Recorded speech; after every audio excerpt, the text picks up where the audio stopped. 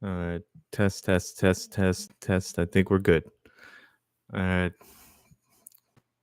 We're back, baby. Hope everyone's happy, healthy, successful, doing well, winning in life.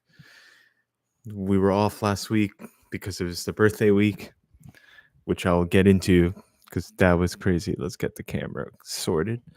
We were um we were partying all weekend. Throwback. I'm old now, man. So it took a lot to recover.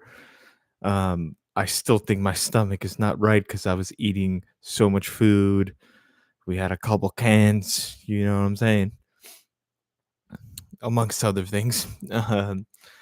And yeah, man, it was a proper weekend. So that's why we were off last week. I think I gave you the heads up before that. We got a new background. I'm gonna do an afternoon stream because I got plans tonight.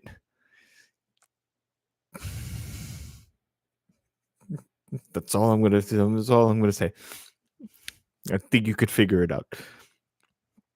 And yeah, we can do this outside in like the main room instead of the office. So yeah, let's talk about a couple things. Let's talk about I was at Football Factory. Shout out Football Factory every time. I saw a lot of people I haven't seen in a long time. Um, Jack, always the man.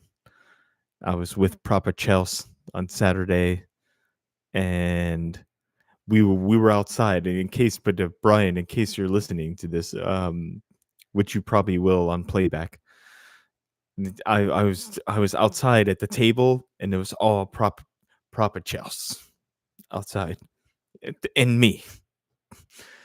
It was kind of funny. So yeah, that weekend, that Arsenal Liverpool game gave a lot of insight into why I've been saying for 5 years why I've never trusted the process, because the process is always um, to make more money, to maximize profit, and to monetize content. Right? I'm gonna try to stay calm during this part because then we'll get to the fun stuff later, the U.S. Open, and like the more conspiracy stuff with the Majestic 5. I might not even get to that. But yeah, I'm good. The birthday weekend was good. We're gonna do I might go live again tonight after Bill Maher, maybe, but I don't know. Um, so we went to Anfield. We took the team to Anfield, and we set it up for a 0-0 draw. So after 6 years and $1 billion spent on players with the same manager, after being told by ownership to trust the process, get excited, of 5 years trophyless, when even Man United, who are in the absolute gutter, Ten Hag just got fired, sacked again. Sacked from Man United, went to Germany, sacked again. Under this manager, 1 billion spent, we still have no trophies. Everyone's getting injured now. Saliba left injured, even though Mascara played well. So there's a lot to address here. The injury record under this manager is ridiculous, because now Havertz is hurt again. Saka is hurt again. Havertz is long term. Odegaard is not fully fit. Saliba again is injured. Remember the couple of seasons ago when he missed like the last 3 months of the season after the Sporting Lisbon game in the Europa League, where we got done by Ruben Amorim. And that Lisbon side where Ramsdale got lobbed from the halfway line. Yeah, let's not forget that.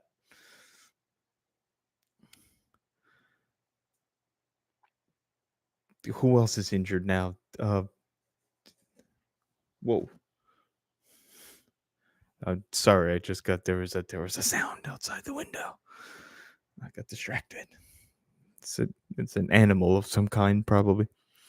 But let's get back to the matter at hand.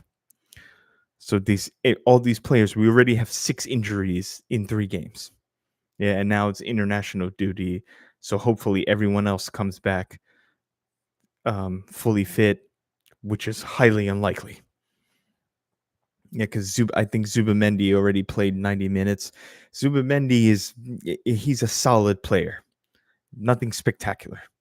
Yet Mascara, he's still raw. He has a high ceiling. Yeah, high ceiling. All these buzzwords. He could potentially be a really good player, but he had one good performance at Anfield. Kivior had a good performance against Real Madrid, and now he's gone. So let's not get giddy over one game. Then we have who else? Gyökeres, I think, is a good signing as well. He just needs service. How does Arsenal Football Club, after $1 billion spent, we don't have a player that can cross a ball properly? Think about that. None of the wide players. Ben White, it's still the best crosser of the ball, and he's also permanently injured now too. He's been running to the ground, and now he's always injured. He's the only player that can cross the ball properly. And Kieran Tierney, who's now gone as well. Martinelli can cross. Trossard, nope. Different style player. Saka, decent at it. Madueke is a attacking, dribbling, like direct player. He's not a good crosser. Timber, he's I think it's his fault we lost this game, or not his total fault, but he had an absolute stinker. So did Calafiori, who can't cross a ball. Calafiori cannot cross a ball. He had a stinker. Declan Rice is not really. He's good from corner kicks and set piece delivery. He's not really getting into the wide areas during open play. So we have no one that can cross the ball when we have a striker that is reliant on service. And that's a fucking big problem. And you could see it. So then Arteta goes, and then now let's go of this. So those are the players, right? Why isn't Eze playing? Why isn't Wanyeri playing? Why isn't Lewis Skelly getting try him out in the midfield? How Eze didn't get a start and Mikel Merino started shows you everything you need to know, which is a perfect segue to the coaching staff. And then we'll go higher. We'll go to the directors, and we'll go to the ownership.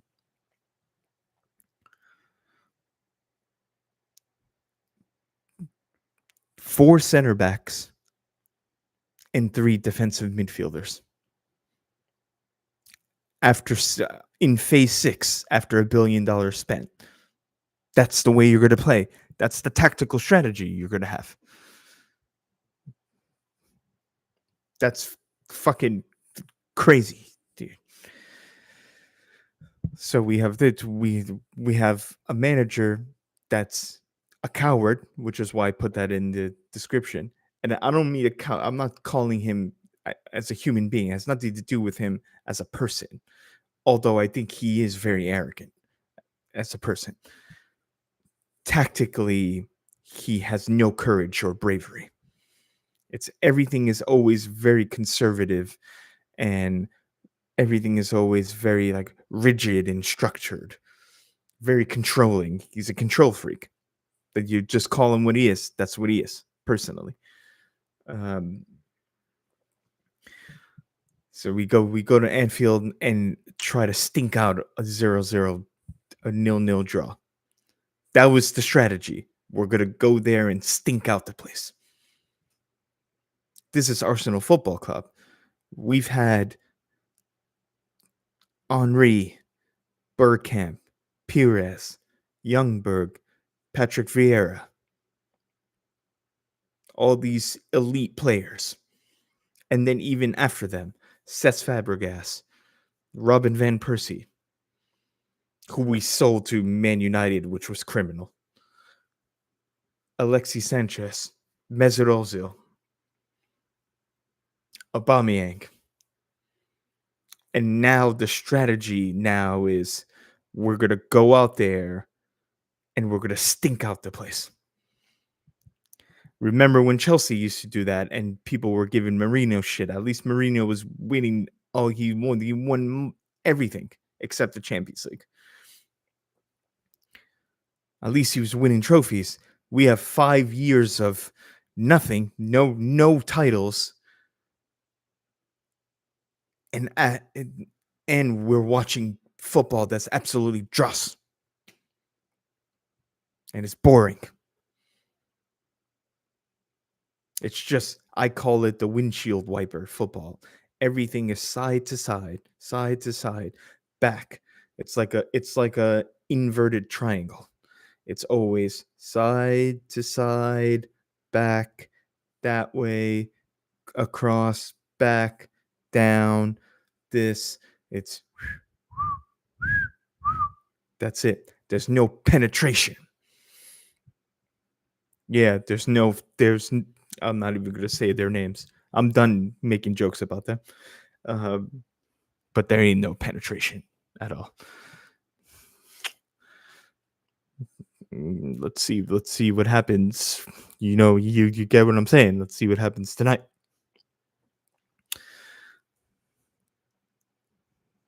People want penetration. You get what I'm saying? You get me? You feel me? So, yeah, I'm staying calm. I'm not gonna fly off the handle. And so it's just tactically like it's also a shitty way to go into the international break because now there's 2 weeks without football, and hopefully everyone comes back fit. But now you got to think about this one game for like 15 days. I'm still thinking about it, and it happened almost a week ago. It happened the match was 5 days ago, and I'm still thinking about it. Just disgusting tactical setup. Now, some of the players were shit, and I'll give Liverpool credit. They weren't that good, but that Szoboszlai free kick, that's one of the best free kicks I've ever seen in my entire life. No matter what era, that's the best goal that's been scored in any of the top 5 leagues in Europe this season to this point. Right now, that's the best goal that's been scored. That was insane. And David Raya actually had a good game. People are kind of giving him shit. He would have saved that if that wasn't picture perfect. He was there. He touched it. He touched the ball. It was just right in off the post and in from it was perfect. And Zubamendi committed the foul to give away that free kick, but he had to do it because Jurrien Timber gave away the ball in a very bad place, and he was out of position. Liverpool would have had a 5-on-3, so Zubamendi took the professional foul. That's not on him. He had to do it. He got yelled. I think he was booked for it. He got yellowed. But that free kick was insane. I knew it. As soon as they were lining up, I knew they were going to. I knew Liverpool were going to score. I knew it. So every time in a big game, when all the chips are down, when the moment needs to be seized, Arsenal Football Club, ball it. just like Spurs. It's like we're becoming Spursy. It's so sad. It's so like I grew up watching invincible teams, did league titles, cups, Champions League finals. Now we have negative, ultra defensive football, and then we have the toppest of gooners, the top guys. Oh, the real fans, right? Because I'm not one of the real fans that are excusing everything. It's always an excuse. It's always the referee, the grass. They try to blame the ball again. They did it again. They're blaming the ball for the Liverpool loss. Go look it up.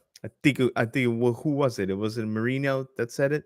I think it was Mikel Marino that was blaming the ball for the loss. The grass is not high enough, or it's too low. It's VAR. It's the fourth official, the linesman, the referee, the other team's cheating, the other coach is cheating. It's always something else. And we can never look in the mirror and say we deserve to lose because we weren't good enough. See, now I'm getting. All right, let's move on. I can't do this because I'm getting worked up. But you get the picture. You get the picture. It's never the managers. The manager's never to blame, and the players are never to blame. It's always something else. And that comes from the top. That comes from the directors and the ownership, which just enables everything. And they take the piss out of the fans. Fucking Riccardo Calafiori, he's just, I swear down, we signed him just so he can be an Italian model for our merchandise.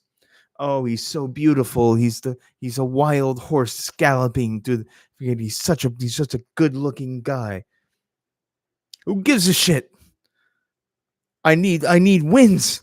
I need 3 points.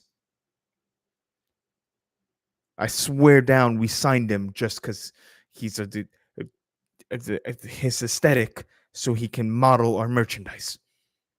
Signed by the Cronkies because they know what they're doing business wise. I'm not saying as business. I've always said this throughout this whole channel. Business wise, they know what they're doing. Sporting wise, they have no fucking clue what's going on. We're just an insurance. Arsenal Football Club is an insurance policy so that when their American teams have bad seasons, like they've been having the last couple of years, yeah, the Rams were awful last year. They owned the Rams, the Los Angeles Rams, the Colorado Avalanche, the Denver Nuggets, and there's an MLS team, the Colorado Rapids. Yeah, the Colorado Rapids. And they have like a major league lacrosse team too.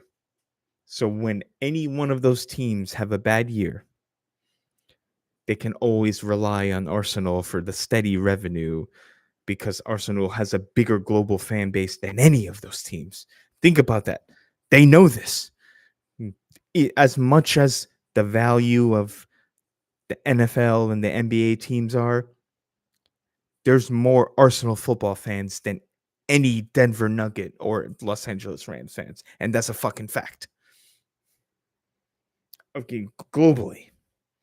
And the Cronkies know this. So it was like, oh, if the Rams don't make the playoffs and they have a shit season, as we have Arsenal Football Club, that'll make up for that revenue. Don't worry about it. It's an insurance policy. That's what it is. We know we're good here. It'll make up for every other failure that we have.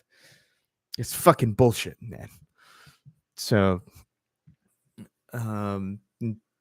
let's move on to the U.S. Open.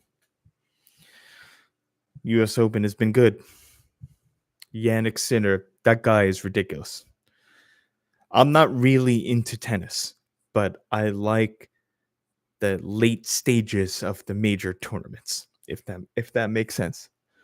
Yeah, it's oh yeah. That's what there's some animal out there. I'm gonna have to go out there. I'm gonna have to go outside and check that out. There's something out there. Yeah. Um it's probably a raccoon. Shout out the Rakins though. Love love them. The bandits. You should just salute the Garrett as well, who uses it as their logo. Yeah. One of my favorite animals. Yeah, the raccoons are pretty cool. People think they're dirty and rabies driven, rotten with rabies, but raccoons are cool. The real ones know. The real ones know. Um, but anyway, uh, where was I? Oh, U.S. Open. Yannick Sinner. Let's talk about it. Better than any American player that's ever played. He's better than Pete Sampras right now. I'll say it with fucking chest. He's better than Sampras right now. I only watch tennis when it's like deep, it's like semifinal, quarterfinal, semifinal, or final of a major event. I don't follow tennis at all. But my talent ID with any athlete is so elite. And I'm not trying to be arrogant. I'm saying that this is factual. I can see one tennis player play one match, and I can tell you if they're a baller or not. Sinner is a baller. Alcaraz, obviously, he's won multiple times. We all know Djokovic, well known. Sinner is better than both of them. I think in form right now, maybe Djokovic is the best in form right now. Sinner is a better tennis player than both of them. And I only had to see one match. I saw him one time in the quarterfinals like a couple days ago. And I was like, this guy's the best tennis player. He's the best men's tennis player since Nadal and Federer retired. You heard it here right now. And it's the same thing with Sabalenka. I saw Sabalenka play one game. She's the best tennis player since Serena Williams. Easy. Now, she does have a weakness, which she's working on. She gets easily frazzled, and her composure needs some work because she has meltdowns. She has a lot of meltdowns mentally. But if as she gets more seasoned, she's going to be unstoppable.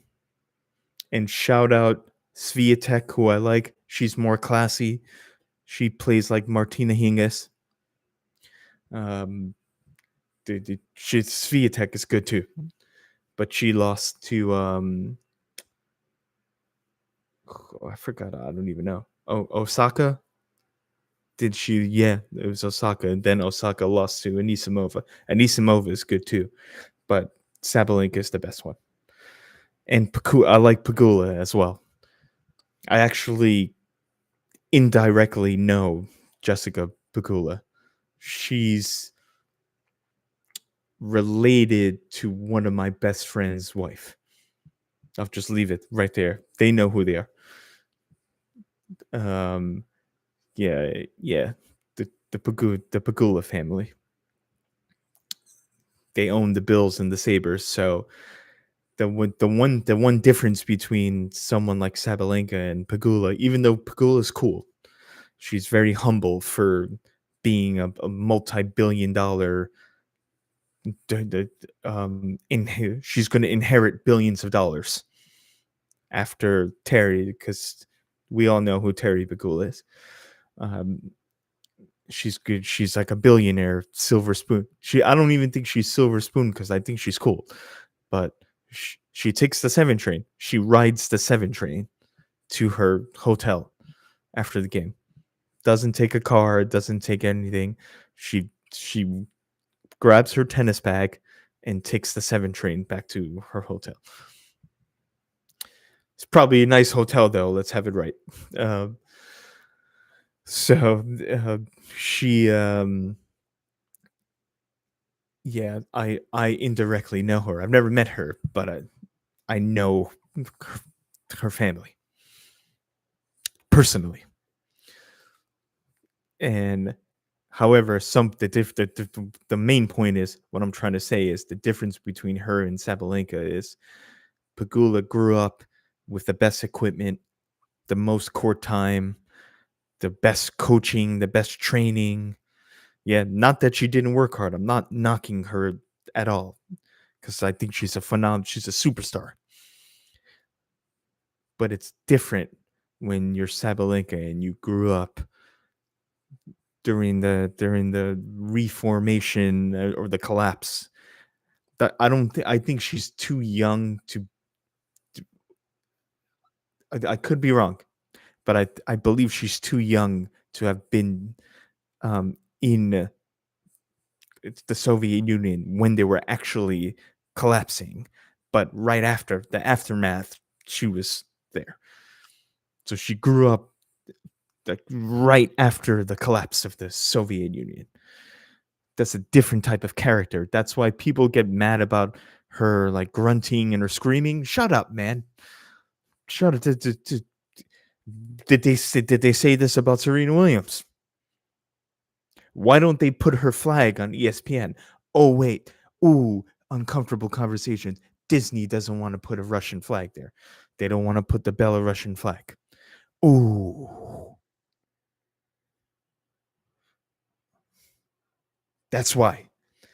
If Sabalenka was American, people would be she would have Air Jordan deals. She would be on every like every Geico commercial, whatever. She would be on Amazon and if she was American, but she's Russian. Ooh, and we all know this is true. So stop hating on her, man. She grew up in really tough situation, which forged her character, which is why she plays with such tenacity and ferocity. Pagula will never have that. Pagula was chilling, dude. Her father, the moment Jessica entered the world, she was a billionaire. And it's the same thing with Navarro from America as well. I don't know much about Anisimova's background or, yeah, or Osaka's, but I think Osaka grew up in Japan, which is cool. That's mad cool. Um, I have friends that live in Japan, but the main difference is there's a difference between growing up country club tennis lifestyle and growing up when your countries and it's just collapsing into all these different states, and then you have the new countries forming. Way different, dude. Just you can't replace that, and that's why I think Jessica has a hard time beating Sabalenka. I think that's why Pagula, whenever they face each other, it's in majors. It's usually Sabalenka that wins because it's just you can reach down into a level of emotion that Pagula has never experienced. And I'm not. And once again, I reiterate, it's not that she's not a great tennis player. She's a phenomenal tennis player. She that quarterfinal match before the semi, she was balling. That match winner she had, that baseline shot, that was fucking sick. So she's good. It's just I think there's a different level of character that Pagula is having trouble reaching. So we'll see the final as Anisimova, Sabalenka, very similar players style. And then the man is says Sinners winning the semifinal. I think it's tonight. He's gonna win. It's easy. He's winning the semifinal. Then it's either he's gonna play Djokovic or Alcaraz, which is gonna be must see TV. Um, All right, so that's the US Open. I wish I went last year. I didn't go this year. I went the year before. Um, I wish I could have gone. If I w- if they put the women's and men's finals on the same day, I know they're trying to long it out because you get more revenue that way for not just New York City, but you know how much money New York City made this weekend? My birthday. It was my birthday. Oasis, Lady Gaga, US Open. And best believe I spent a lot of money. So don't tell me that I don't matter. And my friends as well, and family. So in New York right now, there's Lady Gaga had her tour at MSG.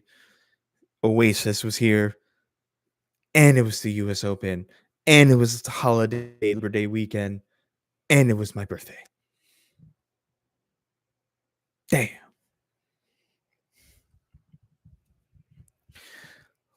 It's just cool shit. Um all right, so we can talk about I don't even know if I wanted the Majestic 12. We can talk about that a little bit. I have those. So basically for anyone who doesn't know, the Majestic 12 is a group of so we can talk about the number 12 as well. It's a group of scientists, high military officials, and government officials that were um, that formed some type of secret task force to cover up the Roswell UFO landings. And now more information is coming out because there was a postcard before the matter was deemed close. Yeah, but there was a postcard. And if Wi-Fi for anyone who wants to see the latest episode of the Wi-Files, I recommend it. Um, the postcard, yeah, big up AJ every time. He's the man, and Tim Dillon is back as well. Oh yeah, oh yeah. Um, so I love that guy. One of the funniest man. The two funniest people right now to me. If this was the UFC, which I like, and I think there's a UFC event next weekend. Let's look it up. I think it's tomorrow. We can talk about wrestling too. I might have to go back on tonight. Let's see the UFC schedule. Yeah. So the two funniest people to me, yeah, it's a fight night. Yeah. It's not one of the numbered pay-per-views. I don't know. Oh, I know Saint Denis. Saint Denis is fighting. I'll check that one out. Yeah, and William Gomis. Is it in France? It's that way. It is in Paris. I knew it. All the French fighters are fighting. So tonight there's like a one Muay Thai event that I'm gonna watch. Yeah, combat sports. Awesome. All right. So last thing. So yeah, if you want to check it out, go check out the Y files. I recommend it. And what the hell was I gonna say? Yeah, I get just the UFC distracted me. I should talk about SmackDown. I might have to come back on later tonight, but late night, like after Bill Maher, after real time. Astonished by TK. Yeah, I have a lot to say about TKO and UFC and WWE. That might have to be a whole dedicated episode.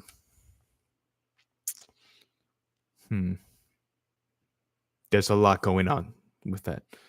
And there's a lot that I know behind the scenes that I know for a fact because I have friends in the wrestling in like the independent circuit wrestling industry. Yeah. Um yeah, I completely lost what I was going to say. We were talking about MJ12,